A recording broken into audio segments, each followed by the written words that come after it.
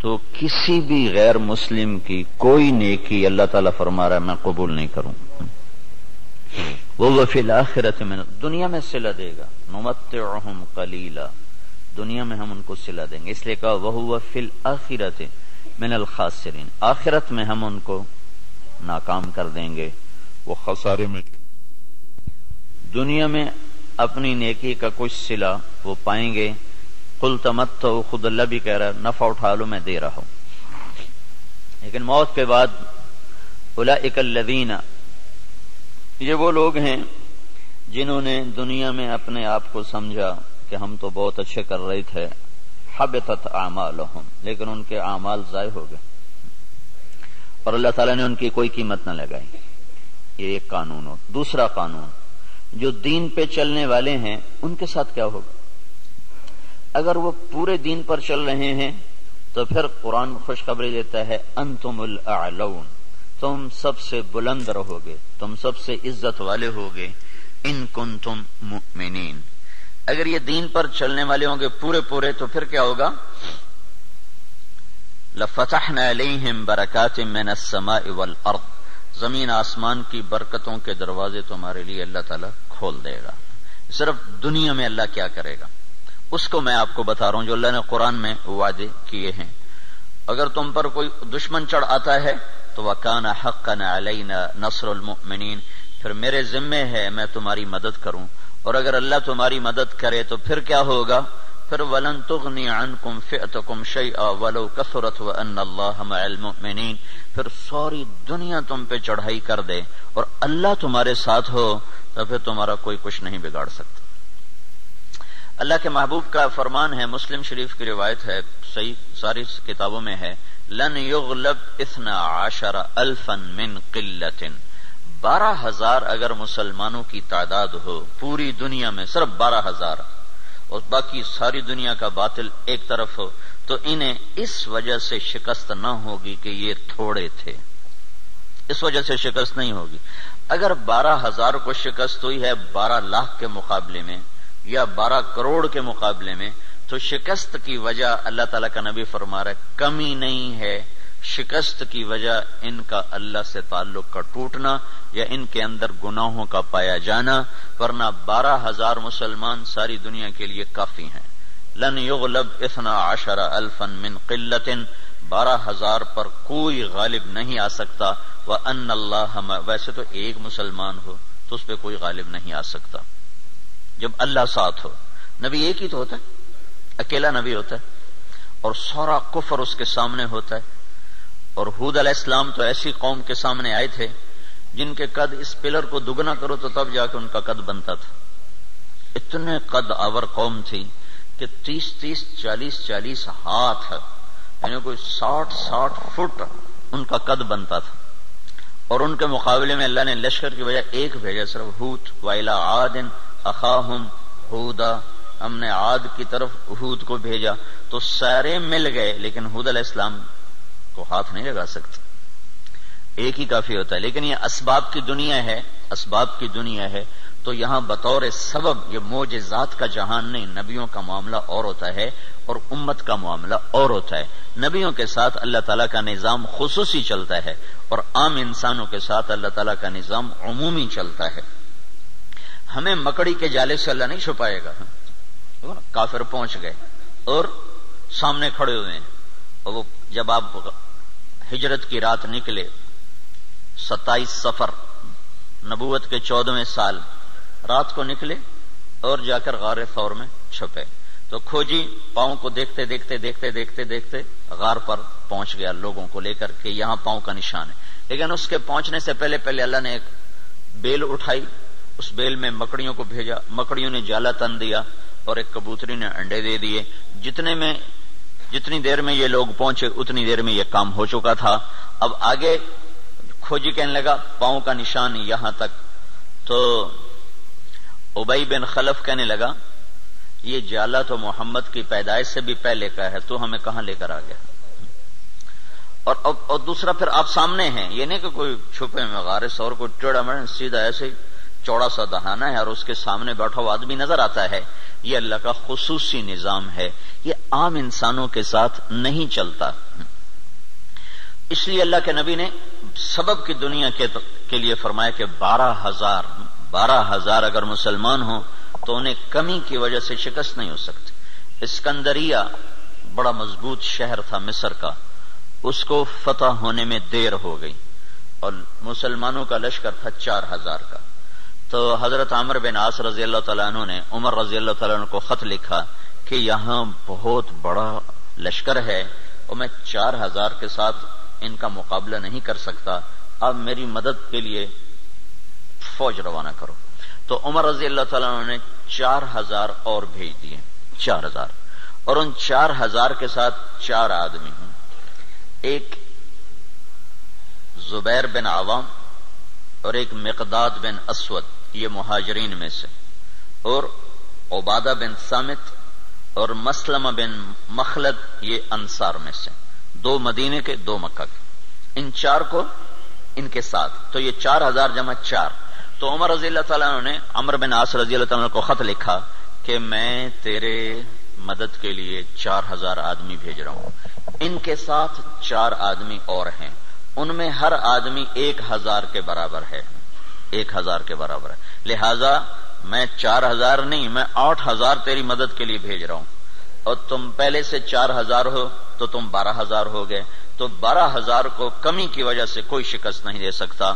تم جب میرا یہ لشکر پہنچے تو تم سارے مسلمانوں کو آخرت کی ترغیب دو اور اللہ کا نام لے کر قدم بڑھاؤ، اللہ تمہیں فتح عطا فرمائے گا۔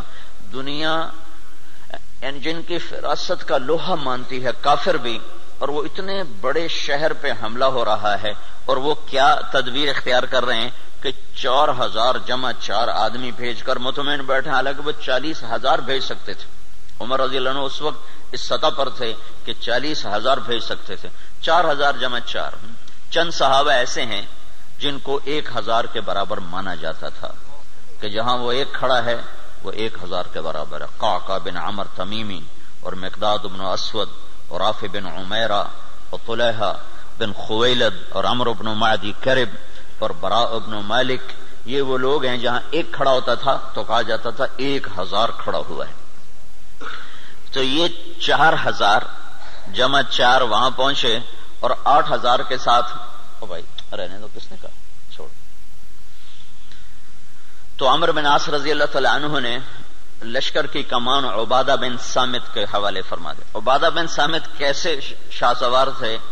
وہ جنگل میں نکل کے تہجد پڑھ رہے تھے، جنگل میں، جنگ کے دنوں میں، تو مصریوں کی ایک ٹولی اوپر سے نا راؤنڈ لگاتی ہوئی آ رہی تھی، 20 گھوڑ سوار، 20 آدمی، 20۔ تو انہوں نے دیکھا کہ ایک عرب سپاہی نماز پڑھ رہا ہے، تو انہیں ایک دم حملہ کیا، ان کی تلوار پاس تھی، انہوں نے پیچھے پلٹ کے دیکھا 20 یہ اکیلے ہیں، اور وہ گھوڑ سوار یہ پیدل، انہوں نے تلوار اٹھائی اور 20 میں سے 16 کو قتل کیا، باقی 4 بھاگ گئے۔ جب وہ بھاگے تو پھر اللہ اکبر، پھر نماز شروع کر۔ تو ان کے سر پہ انہوں نے امارت کا امامہ باندھا، کا آج تو بسم اللہ کر۔ تو عبادہ بن صامت رضی اللہ تعالیٰ عنہ بدری صحابہ میں سے ہیں، بدری صحابہ میں سے۔ تو یہ جو 4 آدمی بھیجے تھے، چاروں جنگ بدر کے شریک تھے۔ تو 12,000 نہیں تھے، 8,000 جمع 4 تھے، اور اسکندریہ جو مصر کا سب سے بڑا شہر تھا اور طاقتور اس کی فوج تھی، اللہ نے 8,000 کے ذریعے سے وہ زیر کروا دیا کہ 12,000 کو شکست ہو گئی۔ تو سمجھو کہ کمی کی وجہ سے نہیں، کوئی اور ہے۔ اب تو 1 ارب مسلمان ہیں، 1 ارب مسلمان ہیں، اور ذلت چھائی ہوئی ہے۔ اور اس سے عجب بات یہ ہے کہ دنیا کی سب سے طاقتور چیز اس وقت تیل ہے، تیل کے ساتھ پہیا گھومتا ہے، تیل کے ساتھ جہاز اڑتا ہے، بام گرانے کے لیے اسے تیل چاہیے۔ ساری دنیا کا 70% تیل اللہ نے مسلمانوں کی زمین کے نیچے رکھا ہوا ہے۔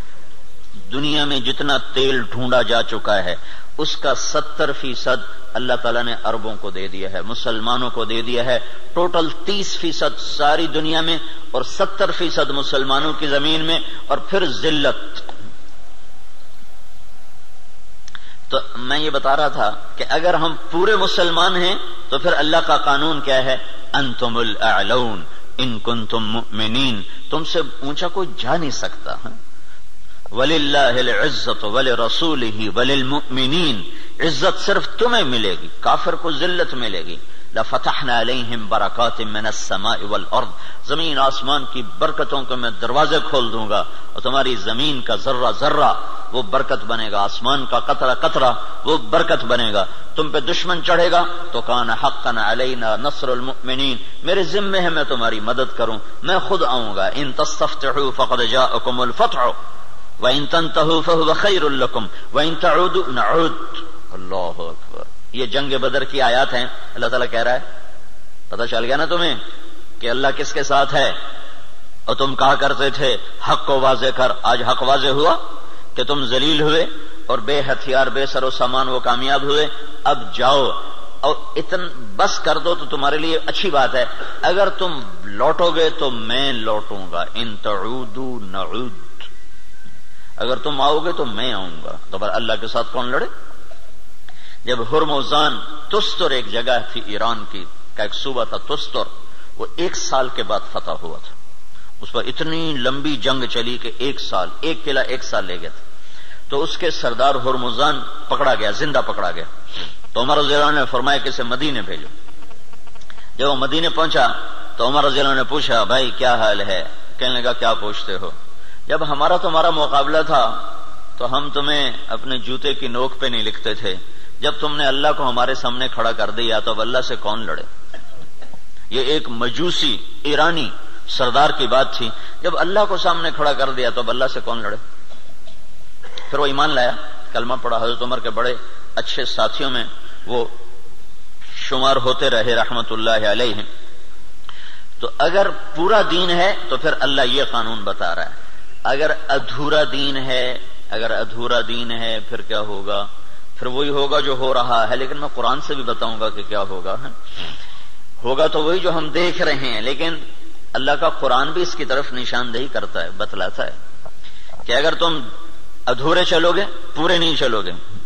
دیکھو نا 33 نمبر لے کر بھی تو آدمی پاس ہوتا ہے، لیکن کوئی اس کو جاب دیتا ہے، کوئی نوکری دیتا ہے، کہا جی کون سے ڈویژن ہے، کہا جی 3rd ڈویژن کا، جا جتی چاہتے ہونے نکل جا۔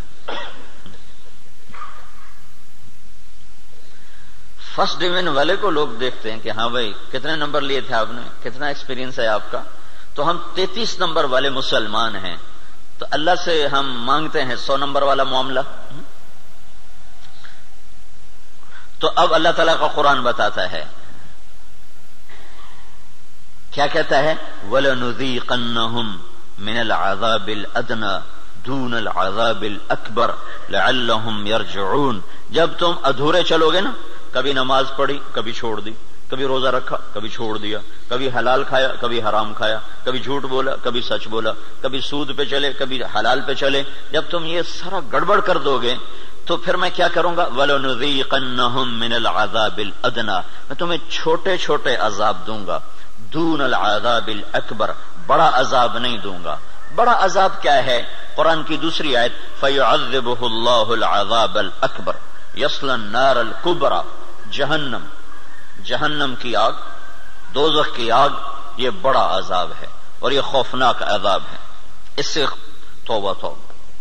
اوہو انہا لغا، بھڑکتی ہے، نزاعۃ للشوا، کھال کھینچ دیتی ہے۔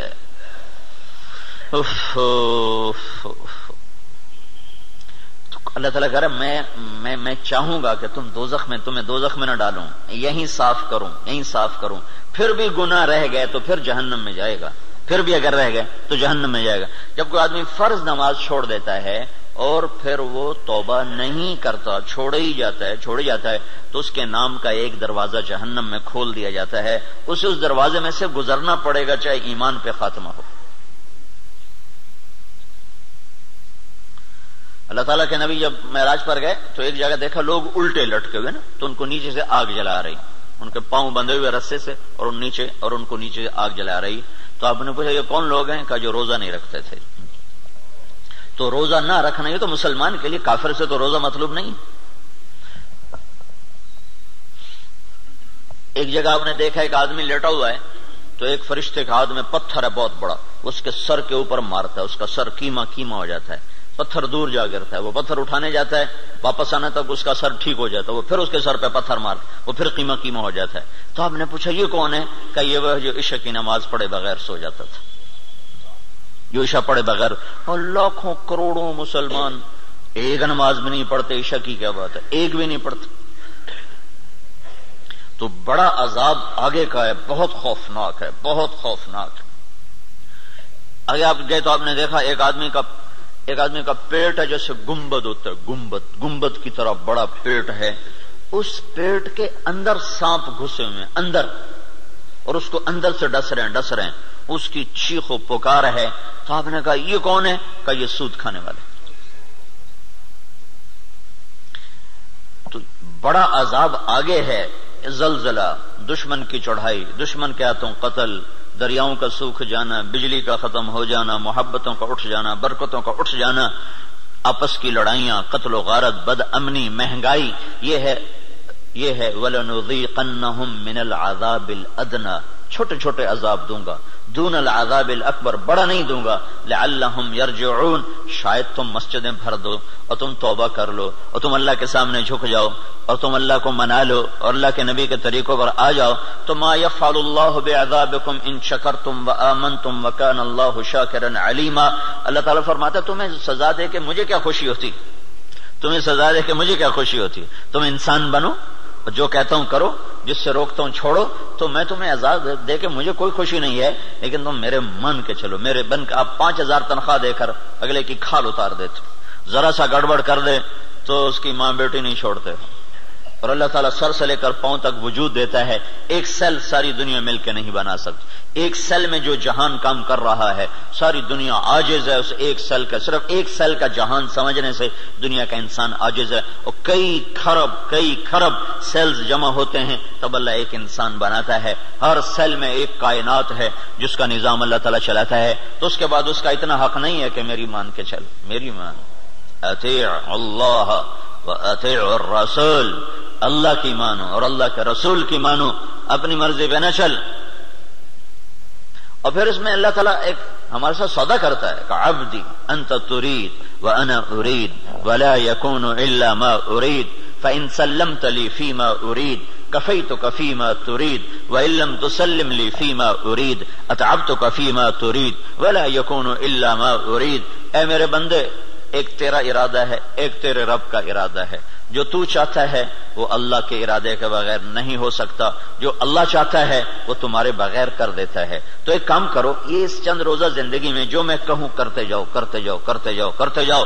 یہ نہ دیکھو کہ نفع کیا ہے نقصان کیا ہے، یہ دیکھو کہ اللہ کیا چاہتا ہے اور اللہ کا رسول کیا کہتا ہے. بس تم یہ کرتے جاؤ تو کیا ہوگا، کفیتک فیما ترید، جو تم چاہو گے میں کر دوں گا. وَإِن لَّمْ تُسَلِّمْ لِي فِيمَا أُرِيدُ، اگر تم نے یہ نہ کیا تو أَتْعَبْتُكَ فِيمَا تُرِيدُ وَلَا يَكُونُ إِلَّا مَا أُرِيدُ، تو پھر میں تمہیں تیری چاہتوں میں تھکا دوں گا، تو جو خوار کر دوں گا اور ہوگا وہ جو تیرا رب چاہتا ہے. تو ادھورے دین پر کیا ہوتا ہے، ادھورے دین پر ہاں اللہ تعالیٰ یوں کہتا ہے، ضرب اللہ مثلا قریة كانت آمنة مطمئنة يأتيها رزقها رغدا من كل مكان فكفرت بأنعم الله فأذاقها الله لباس الجوع والخوف بما كانوا يصنعون. جب تم دین پر چلتے ہو تو اللہ کہتا ہے میں خوف دور کر دیتا ہوں، ولا يبدلنهم من بعد خوفهم امنا، میں خوف دور کرتا ہوں، امن قائم کرتا ہوں، بے برکتی دور کرتا ہوں، برکتیں لے کر آتا ہوں. اور جب تم بگڑتے ہو تو پھر میں کیا کرتا ہوں کہ میں ساری برکتیں واپس لیتا ہوں. پھر اور کیا کرتا ہوں، پھر میں خوف طاری کرتا ہوں اور بھوک طاری کرتا ہوں. فَأَذَاقَهَا اللَّهُ لِبَاسَ الْخَوْفِ وَالْجُوعِ. جب تم میری مانتے ہو تو زمین آسمان تمہاری نوکری کرتے ہیں، اور جب تم پھر ٹکراتے ہو تو پھر کیا ہوتا ہے کہ میں برکتیں واپس لیتا ہوں اور بھوک اور خوف کا لباس پہنا دیتا ہوں. دیکھو یہاں لباس کا ہے، لباس ہے، لباس سارے جسم پر ہوتا ہے. خوف دل کی کیفیت کا نام ہے اور بھوک پیٹ کی کیفیت کا نام ہے. صرف پیٹ میں بھوک ہوتی ہے اور سارا بدن بے قرار ہوتا ہے، صرف دل میں خوف ہوتا ہے اور سارا بدن بے قرار ہوتا ہے. اور اگر جسم کے ایک ایک رونگٹے میں بھوک پڑ جائے اور ایک ایک رونگٹے میں بھوک ڈال دی جائے اور ایک ایک رونگٹے میں اللہ تعالیٰ خوف ڈال دے تو پھر اس آدمی کا کیا حال ہوگا، یا اس معاشرے کا کیا حال ہوگا جس کے روئے میں خوف اور بھوک کو ڈال دیا جائے.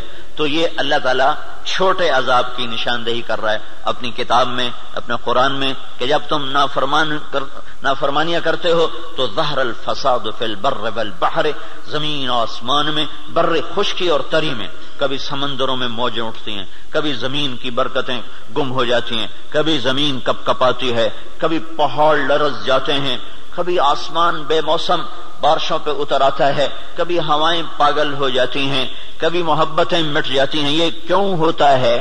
یہ کیوں ہوتا ہے؟ جب تم بما کسبت ایدی الناس، یہ تمہارے اپنے ہاتھوں کی کمائی سے ہوتا ہے، تمہارے اللہ کا نہ ارادہ نہیں، تمہارے اپنے ہاتھوں سے ہوا ہے۔ بما کسبت ایدی الناس، یہ تمہارے اپنے ہاتھوں کی وجہ سے ہے۔ لیذیقہم بعد الذی عملوا، اللہ کہہ رہا ہے یہ تمہارے پوری سزا نہیں ہے، چھوٹی سزا، تھوڑی سزا، تھوڑی سزا کہ تم اللہ کی طرف رجوع کرو۔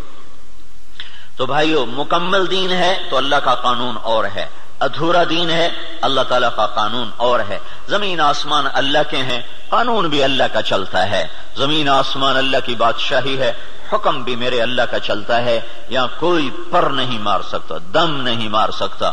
ایک کتاب میں نے حدیث پڑھی، اللہ تعالیٰ نے ایک نبی سے فرمایا، یاد رکھ تیرے بدن پہ جو مکھی بیٹھتی ہے نا، وہ بھی تیرے رب کی اجازت سے بیٹھتی۔ اور قرآن دیکھو، ما تسقط من ورقۃ الا يعلمها، پتے کو کہو کہ اللہ کی مرضی کے بغیر گر کے دکھا دو۔ صرف فیصلہ آباد کے درختوں کے پتے گنو تو گنے نہ جائیں، صرف پاکستان کے درختوں کے پتے گنو تو گنے نہ جائیں، تو کل کائنات میں کتنے جنگل، پھر سمندر کے جنگل جو پانی کے اندر درخت ہیں وہ زمین کے درختوں سے زیادہ ہیں۔ اللہ نے پانی کے اندر بے شمار جنگل بنایا ہوا ہے، تو آپ نے اس کی شہنشاہی دیکھو کیا کہتا ہے، ایک پتا بھی گرتا ہے تو تیرے رب کے امر کے ساتھ ہے، تیرا اللہ اسے جانتا ہے۔ جاننے کا مطلب ہے کہ اس کے امر سے گرتا ہے۔ ولا حبہ، کوئی دانہ، فی ظلمات الارض، زمین کے اندھیروں میں، ولا رطب ولا یابس، کوئی خشک و تر، الا فی کتاب میں مبین، ہر شے تیرے رب کی کتاب میں ہے۔ اتنی بڑی بادشاہی کا مالک ہو اور ہم بے وقوف لوگ اسی سے ٹکرانا شروع کر دیں تو ہم سے بڑا دیوانہ کون ہوگا؟ جھوٹ کے بغیر کام نہیں چلتا، سبحان اللہ، یہ مسلمان کہتا ہے۔ سود کے بغیر کام نہیں چلتا، یہ مسلمان کے جب بول ہوں تو زمین آسمان کانپے نہ تو کیا کرے؟ الا لعنت اللہ علی الکاذبین، اللہ نے کہا غور سے سنو، جھوٹوں پہ اللہ کی لعنت۔ اور یہ سب تاجر کہتے ہیں جھوٹ کے بغیر کام نہیں چلتا۔ ایک تاجر نے نا، اچھا بڑا تاجر تھا، وہ 3 دن لگا داڑھی رکھ لی چھوٹی چھوٹی، مجھے بڑی خوشی ہوئی۔ کچھ دن بعد ملاقات ہوئی تو شیو کیا ہوا، میں نے کہا یہ کیا کیا؟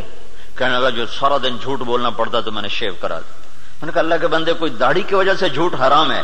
جھوٹ تو کلمے کی وجہ سے حرام ہے، اب تو نے 2 گناہ شروع کر دیے، داڑھی بھی منڈائی، جھوٹ بھی بولا، تو اب داڑھی منڈانے سے جھوٹ حلال ہو گیا۔ جھوٹ کا حرام ہونا داڑھی کے ساتھ نہیں ہے، جھوٹ کا حرام ہونا کلمے کے ساتھ، کہ تو کلمہ پڑھ کے جھوٹ، تو یہ کیوں کہتا ہے کہ داڑھی رکھ کے جھوٹ بولوں مجھے شرم آتی ہے؟ تو یہ کہ کلمہ پڑھ کے جھوٹ بولوں مجھے شرم آتی ہے۔ کلمہ پڑھنے کے بعد جھوٹ بولنا بے حیائی ہے نا، کہ داڑھی رکھنے کے بعد، داڑھی تو سکھوں نے بھی رکھی ہوئی۔ یہ میرے اللہ کے نبی کا امر ہے، حکم ہے، یہ اور حکم ہے، وہ اور حکم ہے۔ ایک کی وجہ سے دوسرا چھوڑ دوں، ایک کی وجہ سے دوسرا چھوڑ دوں، یہ کہاں کی نادانی ہے؟ تو اس کو بات سمجھ میں اس نے پھر رکھ لی۔ تو اب جب تاجر کہے جھوٹ کے بغیر کام نہیں چلتا، سود کے بغیر تجارت نہیں چلتی، اور اللہ کہے لعنت اللہ علی الکاذبین، جھوٹوں پہ اللہ کی لعنت، اور اللہ تعالیٰ کہے فاذنوا بحرب من اللہ ورسولہ، یا سو چھوڑ دو یا اللہ اس کے رسول سے جنگ لڑنے کے لیے تیار ہو جاؤ۔ ہماری تو جنگ اللہ، امریکہ سے تھوڑی ہماری جنگ ہے، یا ہندوستان سے تھوڑی ہماری جنگ ہے، یا اسرائیل سے ہماری جنگ، تو ہماری تو اللہ سے جنگ ہوئی پڑی، اللہ ہمارے خلاف جنگ کر رہا ہے۔ اصل تو مقابل میں اللہ آیا ہوا ہے، اللہ اس کا رسول آیا ہوا ہے، صرف اللہ اکیلا نہیں ہے، یعنی ایسا اعلان اللہ نے کسی جگہ کیا ہی نہیں۔ تو کتنی بے غیرتی ہے کفر، دنیا کا سب سے بڑا گناہ ہے کفر، دنیا کا سب سے بڑا جرم ہے شرک اور کفر کہ شہنشاہ اعظم خلاق علیم کو نہ ماننا، یا ماننا تو اس کا شریک ماننا۔ اللہ تعالیٰ نے اس کے لیے نہیں کہا کہ میں تیرے خلاف لڑائی کروں گا، ان کو دھمکیاں دیں جہنم میں ڈالوں گا، آگ میں ڈال دوں گا، تباہ کر دوں گا۔ لیکن سود کھانے والا 5 وقت کا نمازی بھی ہے تو اللہ کہتا تیار ہو جا، تیری میری جنگ ہے، اور صرف میری نہیں، میرا رسول بھی تیرے ساتھ جنگ کرے گا، میں بھی کروں گا، میرا رسول بھی کرے گا۔ تو بڑا جگر ہے لوگوں کا جو اتنے بڑے اعلان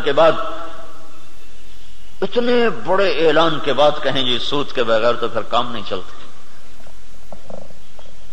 تو یہ جب دین ادھورا ہوتا ہے تو پھر کیا ہوتا ہے، یہ سارا میں آپ کو قرآن پاک سے بتا رہا ہوں۔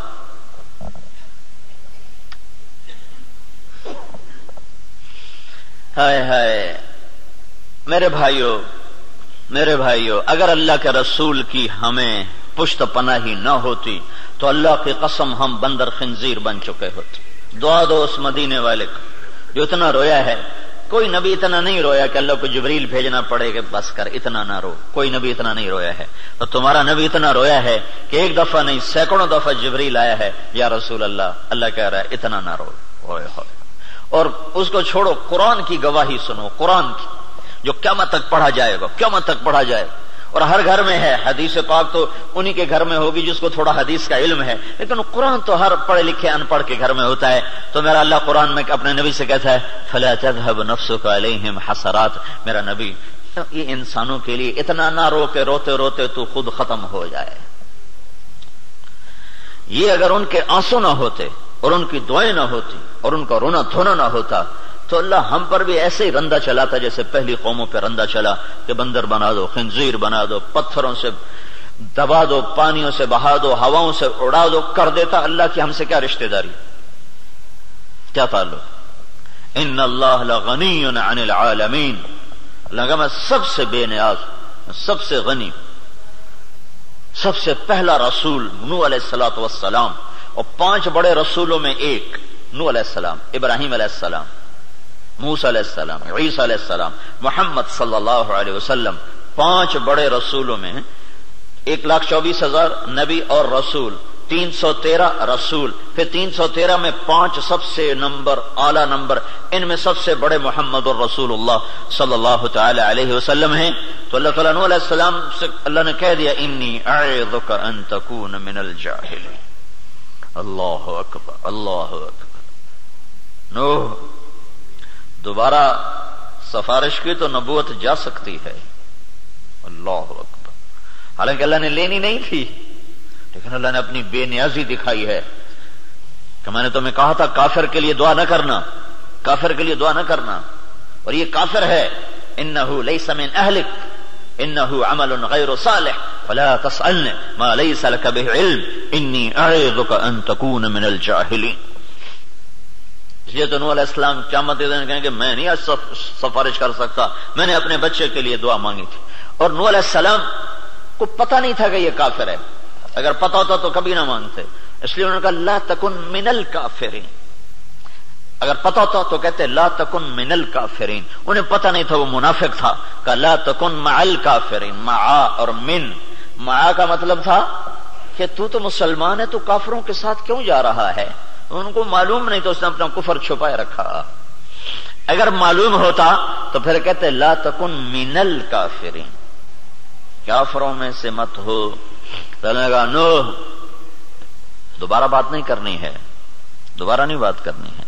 تو اللہ تو اتنا بے نیاز ہے تو ہماری کیا حیثیت، یہ تو اس سے محمد مصطفیٰ سے اللہ نے پیار ہی ایسا کیا ہے کہ اس کے طفیل ہم بھی نبھ گئے،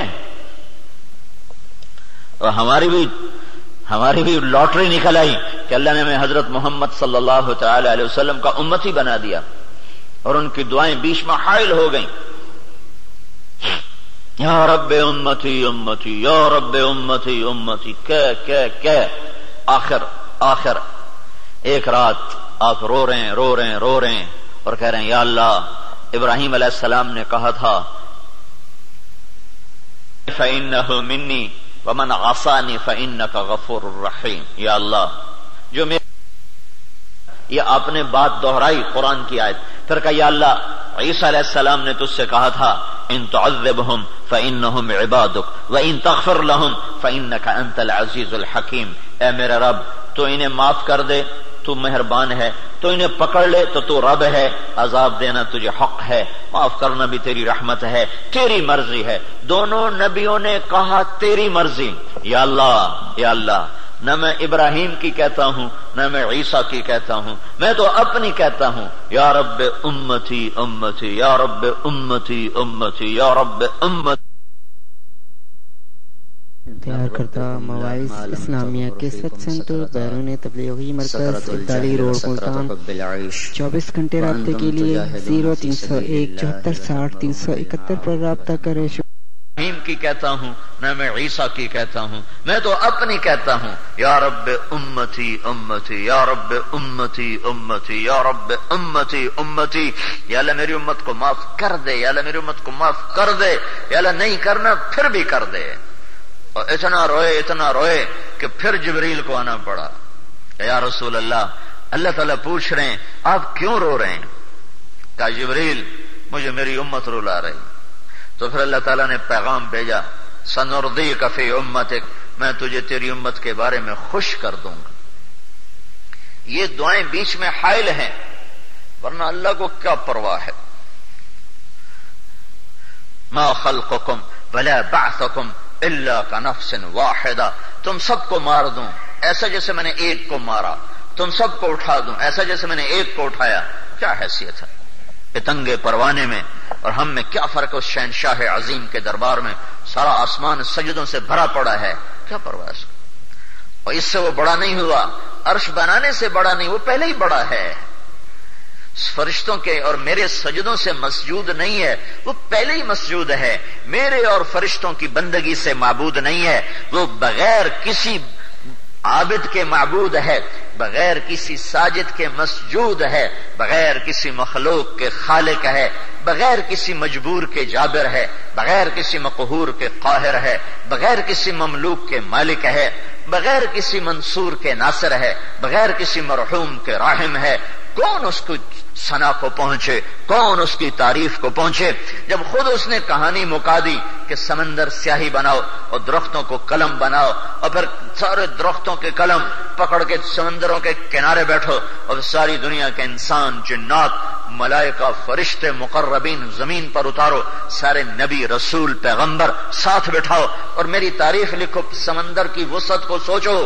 تم سفر نہ کرو، تم سوچ نہیں سکتے. میرا ایک سفر ہوا ہے، تبلیغ کا ایک سفر ہوا میرا سمندر کا.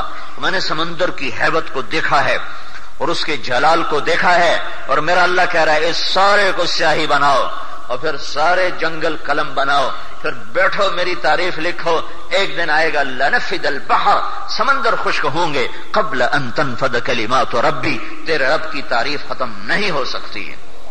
وَلَوْ جِئْنَا بِمِثْلِهِ مَدَدًا، چاہے اتنے سمندر اور ڈال دوں پھر بھی نہیں ختم ہو سکتی. کہاں لا محدود، کہاں محدود، کہاں بے مثال، کہاں لا مکان، کہاں لا زمان.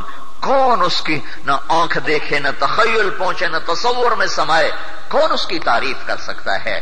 یہ زمین آسمان اللہ کا ہے، یہاں شہنشاہی اللہ کی ہے. اگر ہم اس کے حکموں سے ٹکرائیں گے وہ ہمیں ٹھوکروں میں ڈالے گا. اگر محمد مصطفیٰ صلی اللہ علیہ وسلم بیچ میں نہ ہوتے تو ہم پر بھی وہی ہوتا جو پہلوں کے ساتھ ہوا. ان کے آنسو، ان کا رونا، ان کی دعائیں ہیں جنہوں نے اللہ کے نظام کو تبدیل کروا دیا. سنردیک فی امتک. کسی نبی کو اللہ نے یہ نہیں کہا کہ میں تیری امت کے بارے میں تجھے خوش کروں گا. یہ واحد محمد صلی اللہ علیہ وسلم ہے جن کے بارے میں اللہ نے کہا میں تجھے تیری امت کے بارے میں خوش کر دوں گا. تو بھائیو، یہ ادھورے دین سے نکلنا پڑے گا، یہ ادھورے دین کو چھوڑنا پڑے گا، پورے دین پہ آنا ہوگا. اور پورا دین زندگی میں زندہ ہو. تبلیغ اس بات کی محنت ہے کہ ہر فرد میں پورا دین زندہ ہو جائے. ہر مسلمان مرد عورت، سر سے لے کر پاؤں تک اور چپڑاسی سے لے کر بادشاہ تک، ہر فرد اور ہر طبقہ 100% اللہ اس کے رسول کی شریعت کا پابند بن کے چلنے والا بنے. یہ حکومت کا کام نہیں کہ شریعت نافذ کر دے.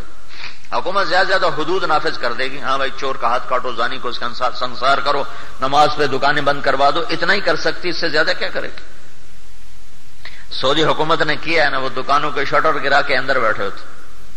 ابھی کل ایک حاجی مجھے بتا رہا تھا کہ حرم کے سامنے، حرم شریف بیت اللہ کا، میں وہاں پیچھے مجھے جگہ ملی رش کی وجہ سے، تو جب وہ اذان تکبیر شروع ہوئی تو دکانداروں نے شٹر گرا کے اندر بیٹھے، باہر نماز ہو رہے اندر بیٹھے. تو حکومت اتنا ہی کر سکتی، اس سے آگے نہیں کر سکتی. دین دل کی حکومت سے چلتا ہے، اندر کی اندر. جب دل اللہ کی طرف پھرتا ہے پر رات کے اندھیروں میں کون اٹھاتا؟ خود لوگ اٹھے ہوتے. راتوں کو سجدے کون کرواتا ہے؟ راتوں کو کون رولاتا ہے؟ وہ اندر کا دل ہوتا ہے جو اسے بستر سے اٹھا دیتا ہے، بیوی کے پہلو سے جدا کر دیتا ہے اور اللہ کے دربار میں جھکا دیتا ہے، اور کروڑوں کے نفعوں کو لات مار دیتا ہے کہ جھوٹ نہیں بولوں گا، سچ پہ چلوں گا. کروڑوں کے سودے توڑ دیتا ہے کہ سود پہ نہیں ہوگا، اللہ کے امر پہ ہوگا. یہ اندر کی دنیا، اندر کا دل ہے جو یہ حکومت قائم کرتا ہے، باہر سے نہیں ہو سکتا. تو تبلیغ یہ محنت ہے کہ ہر مسلمان پورے دین پر چلنے والا بنے. پورے دین کے بغیر نجات نہیں، پورے دین کے بغیر ہم سیدھے جنت میں نہیں جا سکتے. سیدھے جنت میں جانے کے لیے 4 کام کرنے ضروری ہیں. 4 کام کے بغیر سیدھی جنت نہیں ملے گی. والعصر ان الانسان لفی خسر، مجھے قسم ہے زمانے کی، ساری دنیا کے انسان ناکام ہو گئے. یہاں جو نا اللہ تعالیٰ نے کائنات کو ایک سمندر سے تشبیہ دی ہے، اور انسانیت کو ایک سفینے اور کشتی کے سوار لوگوں سے تشبیہ دی ہے، اور ان کو یوں سفینے کو ڈوبتے دکھایا ہے کہ کشتی ڈوب گئی، اندر چلی گئی، کوئی نہیں بچا. والعصر، یہ آیت مجھے جبوتی میں سمجھ آئی جب کشتی ڈوبی. کتنے سال ہو گئے پڑے ہوئے، 1980 میں دورہ کیا. 3 سال پہلے جبوتی گیا تھا اجتماع، تو ایک کشتی ہمارے ساتھیوں کا، بڑا کشتی نہیں ہے، پورا جہاز تھا، وہ ڈوب گیا. تو اس میں کوئی 125 شہید ہوئے. تو مجھے اس دن یہ آیت پوری طرح سمجھ آئی. والعصر ان الانسان لفی خسر، اللہ قسم ہے زمانے کی، اللہ کہتا ہے ساری کشتی ڈوب گئی، انسانیت کی کشتی ڈوب گئی. میں جب ہم پہنچے نا اجتماع کی جگہ، تو پیچھے سے فون آیا.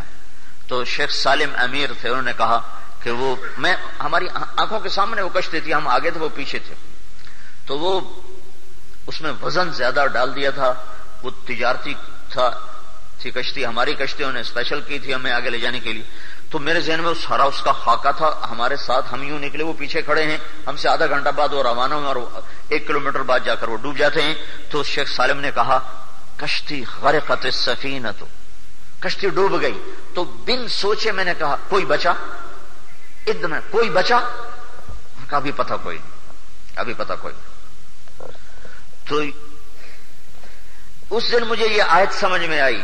والعصر، قسم ہے زمانے کی، ان الانسان لفی خسر، ناکامی کو سمندر دکھایا ہے اور انسانیت کو کشتی دکھایا ہے، اور انسانیت کی کشتی کو ناکامی کے سمندر میں ڈوبتے دکھایا ہے کہ سارا فیصلہ آباد اور سورو ہند سندھ ناکامی کے سمندر میں غرق ہو گیا.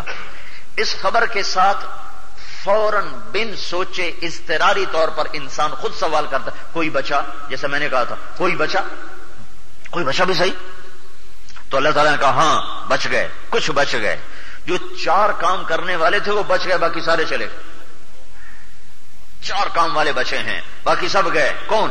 الا الذین آمنوا، جو ایمان لائے، وعملوا الصالحات، جنہوں نے زندگی کو اللہ کے رسول کی زندگی کے مطابق ڈھال دیا. وتواصوا بالحق، پھر جنہوں نے دعوت کا کام کیا، حق کی دعوت دی، اور صرف دعوت نہیں دی. وتواصوا بالصبر، بلکہ صبر کے ساتھ جمے رہے. یہ 4 جن کے پاس تھے نا ہوا کے مشکیزیں، وہ جب ہم چلے نا اندر سمندر میں، وہ جب تھی تو انہوں نے وہ لائف جیکٹس نکال لی، وہ جن میں ہوا بھرتے ہیں نا، وہ انہوں نے نکال کے نا پہننا شروع کر دی کہ اگر کچھ ہو جائے تو وہ لائف جیکٹس ہیں جس میں ہوا بھر لیتے ہیں، تو وہ اوپر نیچے کوئی ہو بھی جائے تو وہ تیرتے رہتے ہیں، پیچھے سے مدد آ جاتے ہیں، نکال لیتے ہیں. تو اللہ تعالیٰ ہمیں 4 لائف جیکٹ بتا رہا ہے کہ 4 غبارے بھرو تب تیر سکو گے. 4 غبارے بھرنے پڑیں گے. الا الذین آمنوا، ایمان، سارے کافر ناکامی میں چلے گئے. وعملوا الصالحات، عمل بھی بناؤ تو ایمان والے ناکامی میں چلے گئے. وتواصوا بالحق، دعوت دو تو عمل والے ناکامی میں چلے گئے، وتواصوا بالصبر، اور صبر بھی ہو تو سارے تبلیغ والے ناکامی میں چلے گئے۔ لیکن یہاں ناکامی اور ہے، پہلی ناکامی اور ہے۔ پہلی ناکامی کیا ہے؟ والعصر ان الانسان لفی خسر، ساری دنیا کے انسان جہنم کے سمندر میں غرق ہو گئے اور اللہ کی ناراضگی اور غیظ و غضب کا شکار ہو کر جہنم کی آگ میں چلے گئے۔ پہلی ناکامی یہ ہے۔ کوئی بچا میرے مولا کہاں؟ الا الذین آمنوا، ایمان والے بچ گئے، ایمان والے بچ گئے۔ تو پہلے گئے دوزخ میں اور گئے ہمیشہ کے لیے، ایمان والے بچ گئے۔ وعملوا الصالحات، ایمان والے دوزخ میں نہیں جا رہے۔ اب اگلا مقام وعملوا الصالحات، ہاں ایمان والے بھی دوزخ میں جائیں گے۔ کون؟ جنہوں نے عمل نہ کیا، جنہوں نے اچھے عمل نہ کیے، جنہوں نے اللہ کے رسول کی زندگی کے مطابق زندگی نہ گزاری۔ تو پھر ان میں اور کافر میں کیا فرق ہے؟ وہ بھی تو ناکام اور یہ بھی ناکام، کہیں ان میں فرق ہے۔ یہ ایمان والے ہیں، یہ ایک دن اپنے گناہوں کی سزا بھگت کے جنت میں چلے جائیں گے اور کافر ہمیشہ جہنم میں رہیں گے۔ ایک دن ایسا ہوگا کہ کافر مسلمانوں سے کہیں گے تمہارے ایمان نے تمہیں کیا نفع دیا؟ تم بھی آگ میں، ہم بھی آگ میں۔ یہ کافر کہیں گے مسلمانوں سے تمہارے ایمان نے تمہیں کیا نفع دیا؟ تم بھی آگ میں، ہم بھی آگ میں۔ تو اللہ تعالیٰ فرمائے گا جس نے زندگی میں ایک دفعہ بھی میرا کلمہ پڑھا ہو اس کو جہنم سے نکال دو۔ تو اس وقت سارے جہنم سے نکلیں گے۔ جب وہ نکلیں گے تو پھر کافر کہیں گے ربما یود الذین کفروا لو کانوا مسلمین، 14واں سپارہ، کہ ہائے کاش ہم نے یہ کلمہ پڑھا ہوتا۔ خالی کلمہ پڑھ لینا بشرطے کہ اس پہ موت آ جائے، موت بھی اسی پہ آ جائے، تو یہ اللہ اپنے قانون پر عمل کرے گا تو جہنم میں ڈالے گا، اپنی رحمت کو دیکھے گا تو چاہے بے عمل ڈال دے جنت میں، کون پوچھنے والا ہے؟ کفل، میرے نبی نے فرمایا چند دن پہلے ترمذی کے سبق میں یہ حدیث آئی، بنو اسرائیل کا ایک شخص تھا، اس کا نام تھا کفل، ذل کفل نبی ہیں یہ کفل، ساری زندگی اس کی شراب اور زنا میں تھی، ہر رات نئی عورت اس کے پہلو میں تھی۔ ایک رات ایک عورت وہ لے کر آیا 60 دینار دے کر، 60 دینار آج کا 6 لاکھ روپیہ بنتا ہے، 6 لاکھ ایک رات میں جو زنا پہ خرچ کر دے اس کو کتنا رزق ملا ہوا ہوگا۔ تو جب وہ کمرے میں داخل ہوا تو وہ لڑکی رونے لگی، تو اس نے کہا کیوں روتی ہو؟ اس نے کہا میں پیشہ ور نہیں ہوں، مجھے بھوک نے یہاں تک پہنچایا ہے اور میں اپنی عزت کے لٹنے پہ رو رہی ہوں۔ تو ایک دم اس کے چہرے کا رنگ بدل گیا اور اس نے کہا جا، اللہ تجھے تیری عزت مبارک کرے اور تو میرے لیے دعا کر، میں توبہ کرتا ہوں، آج کے بعد میں کسی گناہ کے قریب نہیں جاؤں گا۔ وہ لڑکی گھر میں نہیں پہنچی تھی کہ پیچھے یہ مر گیا، موت سر پہ کڑی تھی، مر گیا۔ تو چونکہ اس کی نافرمانی جگ جہان میں مشہور تھی تو کہیں یہ کوئی شاید اس کا جنازہ نہ پڑے، تو اللہ نے اس کے دروازے کے اوپر جب صبح لوگ اٹھے، کسی کو نہیں خبر کہ کفل مر گیا، صبح جب لوگ اٹھے تو اس کے دروازے کے اوپر لکھا ہوا تھا ان اللہ قد غفر للکفل، اللہ نے کفل کی بخشش کر دی۔ ہاں، شہنشاہ ہے، تھانے دار نہیں ہے، کریم ہے، رحیم رحیم، لیکن اس کی رحمت کا مطلب غلط نہیں ہے، ہم پل پل اس کی مان کے چلیں گے، پھر اس کی رحمت کی آس رکھیں گے۔ تو اللہ تعالیٰ نے اس کے دروازے پہ لکھوا دیا کہ اللہ نے کفل کو معاف کر دیا، تو یہ اس کی رحمت ہے۔ میں قانون بتا رہا ہوں، اگر کافر ہے کبھی آگ سے نہ نکلے گا، کبھی نہیں۔ ایمان والا ہے ایک دن آئے گا کہ یہ جہنم سے نکلے گا، ایک دن آئے گا۔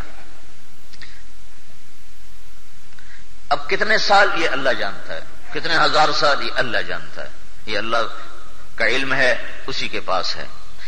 تو عامل الصالحات کی شرط لگانے سے ایمان والے ناکام ہو گئے، لیکن اس ناکامی کی تفصیل یہ ہے کہ یہ جائیں گے جہنم میں، یہ ناکامی ہے۔ ان کی ناکامی کیا ہے؟ یہ سیدھے جنت میں نہیں گئے، یہ جہنم براستہ جہنم جنت میں گئے ہیں۔ وعمل الصالحات، عمل الصالحات کی شرط لگنے سے ایمان کی ناکامی بتائی۔ تیسری شرط وتواصوا بالحق، عمل تو کرتے رہے، دعوت کا کام نہیں کیا۔ اس امت کا ترہ امتیازی دعوت ہے، وَاجْتَبَاكُمْ، ہم نے تمہیں چنا، وَكَذَلِكَ جَعَلْنَاكُمْ أُمَّةً وَسَطًا، ہم نے تمہیں امت وسط بنایا۔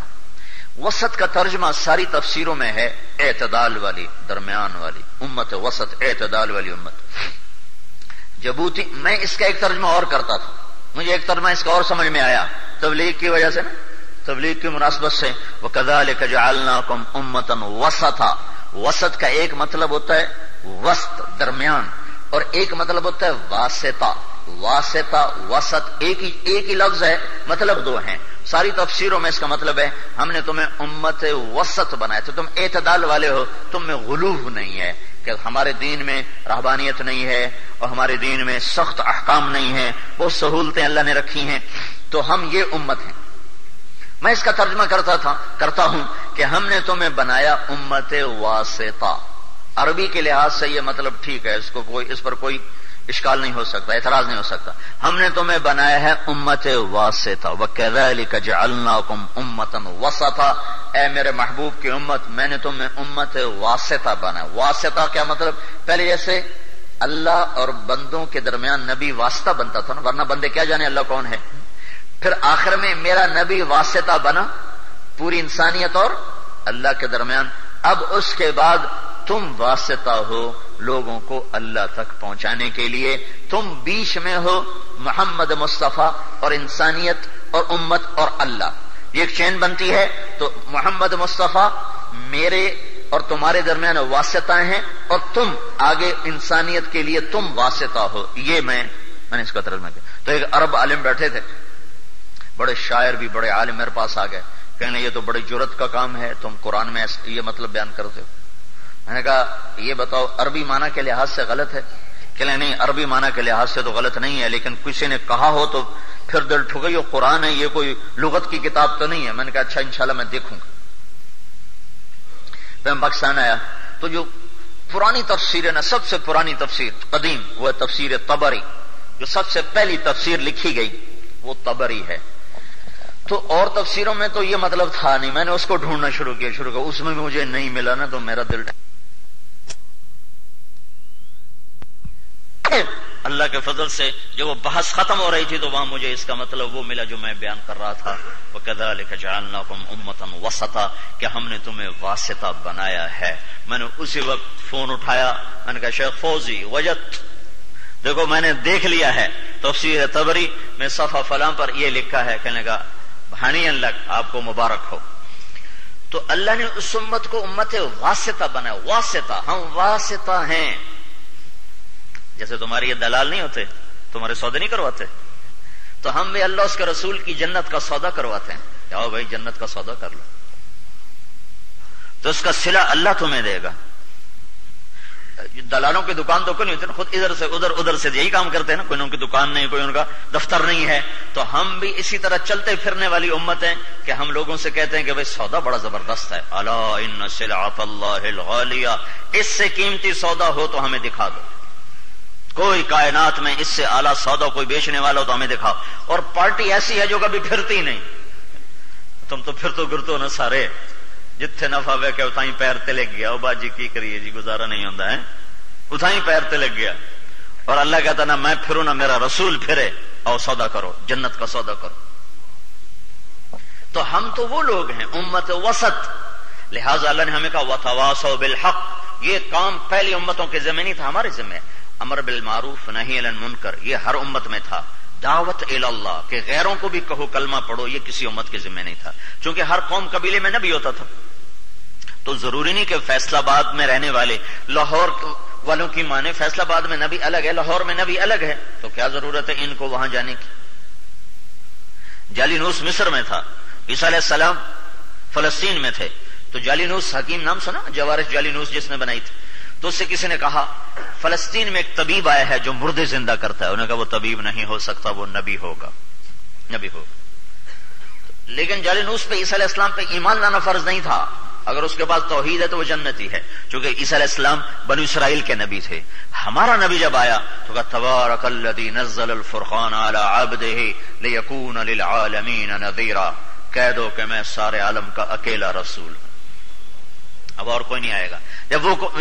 جب اور کوئی نہیں آئے گا تو پھر میرا نبی آج بھی زندہ ہوتا، ہم بھی صحابی بنتے۔ نوح علیہ السلام جتنی عمر تو لے آتے، 1450 سال ہوتی تو ہم سارے صحابی بن جاتے۔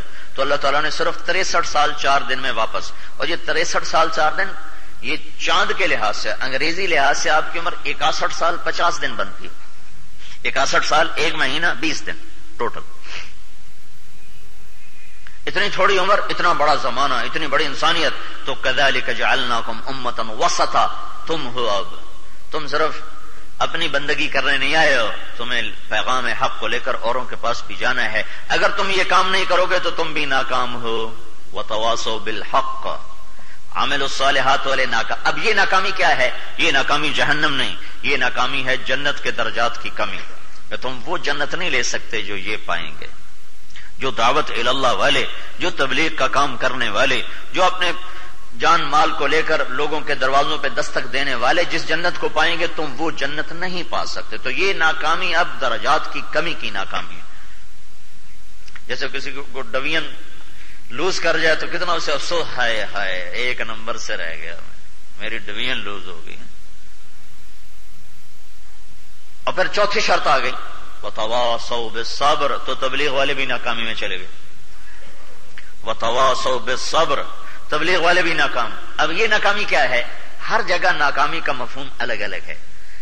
والعصر ان الانسان لفی خسر، یہاں ناکامی ہے ہمیشہ کی دوزخ۔ الا الذین آمنوا وعملوا الصالحات، یہاں ناکامی ہے سیدھے جنت میں نہیں، بواسطہ جہنم جنت۔ وتواصوا بالحق، یہاں ناکامی ہے درجات کی کمی، درجات کی، جنت میں تو جائیں گے درجے کم ہوں گے۔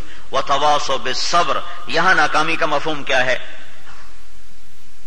یہاں ناکامی کا مفہوم ہے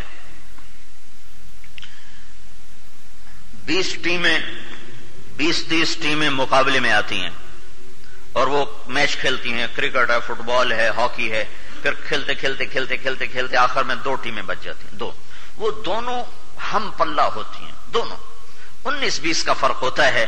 آگے تقدیر لڑتی ہے، تدبیر عام طور پہ کم ہوتی ہے، عام طور پہ، چونکہ دونوں ہم پلہ ہوتے ہیں، ہم پلہ۔ تو یہ جو 2 ٹیمیں میدان میں اترتی ہیں نا، ہر ایک کی سر سے لے کر پاؤں تک فریاد ہوتی ہے کہ ٹرافی ہم لے جائیں، نمبر 1 ہم کہلائیں۔ اب جب وہ ایک ہارتا ہے تو وہ کبھی یہ خوشی نہیں مناتا کہ میں سیکنڈ آیا ہوں، وہ روتا ہوا باہر نکلتا کہ ہم ہار گئے، حالانکہ وہ تو نمبر 2 پر تو ہے نا۔ ان کو یہ مبارک تو ہے کہ انہوں نے ٹرافی تو نہیں جیتی، لیکن 2 نمبر پر تو ہے، نمبر 2 پر تو ہے۔ لیکن نہ ان کے عوام خوش ہوتے ہیں نہ وہ ٹیم خوش ہوتی، وہ بھی روتے پھر روتے، ان کے عوام بھی رو رہے ہوتے ہیں ہماری ٹیم ہار گئی۔ حالانکہ اسی کا دوسرا رخ دیکھو تو بھائی تم یہ تو دیکھو کہ انہوں نے 20 ٹیموں کو پار کیا اور دوسرے نمبر پر پہنچے ہیں۔ یہ شاباش تو انہیں دو، لیکن انہیں یہ شاباش دینے کے لیے نہ قوم تیار ہوتی ہے، نہ وہ شاباش لیں گے جو خود تیار ہوتے ہیں، کہتا ہائے ہم ہار گئے۔ یہ جو چوتھی شرط ہے یہ ناکامی ہے کہ نمبر 1 پر یہ ہار جائیں گے، یہ پہلے نمبر پر نہیں آ سکتے۔ صبر کی شرط اگر مٹ گئی تو یہ وکٹری سٹینڈ یہاں نہیں آ سکتا۔ تو یہ 4 باتیں ہیں دنیا اور آخرت میں مکمل کامیاب ہونے کے لیے۔ یہ تبلیغ کا کام ان 4 کا جامع کام ہے۔ ایمان بھی سیکھ رہے ہیں، عمل بھی سیکھ رہے ہیں، دعوت بھی دے رہے ہیں، صبر بھی سیکھ رہے ہیں۔ اگرچہ چوتھی شرط ابھی بہت کم ہے، چونکہ چوتھی شرط کا تعلق ہے اچھے اخلاق کے ساتھ، اور ابھی اچھے اخلاق والا چیپٹر کھلا ہی نہیں۔ یہ کھلا ہے تو کسی نے پڑھا ہی نہیں، پڑھا ہے تو کسی نے عمل ہی نہیں کیا ہے، عمل کیا ہے تو کرنے والے اتنے تھوڑے ہیں کہ اس کو آٹے میں نمک بھی نہیں میں کہہ سکتا۔ میں اپنے مدرسے میں بچوں کو جو اخلاقیات کے ابواب ہیں میں خود پڑھاتا ہوں، کہ میں نے کہا تو دیکھو تم رفع یدین کرو پھر بھی جنت میں جاؤ گے، نہ کرو پھر بھی جنت میں جاؤ گے۔ اب امام شافعی کے کروڑوں ماننے والے سب رفع یدین بھی کر رہے ہیں، آمین بھی کہہ رہے ہیں، سورۃ فاتحہ بھی پڑھ رہے ہیں، اور امام ابو حنیفہ کے کروڑوں ماننے والے رفع یدین نہیں کر رہے، سورۃ فاتحہ نہیں پڑھ رہے، آمین اونچی نہیں کہہ رہے۔ اللہ کے فضل سے یہ بھی جنت میں جائیں گے، وہ بھی جنت میں جائیں گے۔ لیکن اگر تمہارے اخلاق بگڑ گئے تو تم کسی حال میں بھی جنت میں نہیں جا سکتے۔ اور اخلاق اسلام کا آخری سبق ہے، اخلاق اسلام کا آخری سبق ہے۔ میرے نبی نے کہا میرے نبی سے ایک شخص نے پوچھا یا رسول اللہ اريد ان يكمل ایمانی، میں چاہتا ہوں میرا ایمان مکمل ہو جائے. تو آپ نے کہا حسن خلقک یکمل ایمانک، تو اپنے اخلاق اچھے کر تیرا ایمان مکمل ہو جائے گا. پھر ایک شخص نے پوچھا یا رسول اللہ سب سے بڑی نیکی کیا ہے؟ تو آپ نے کہا اچھے اخلاق. تو بھائی یہ چاروں باتیں اللہ کے فضل سے ہو رہی ہیں، اللہ کے فضل سے ہو رہی ہیں اور وجود میں آ رہی ہیں. آپ سے گزارش ہے آپ بھی نیت کرو، ارادے کرو، حوصلے کرو اور ہمت کر کے نکلو. اللہ کا شکر ہے کہ اللہ نے سارے عالم میں ایک آواز اٹھائی اور یہاں سے وہ آواز لگی ہے تو ہم اس کے قدردان بنے. تو بولو بتاؤ بھائی. جن کے 4 مہینے لگ چکے ہیں وہ تو بھائی مواعظ اسلامیہ کیسٹ سینٹر بیرون تبلیغی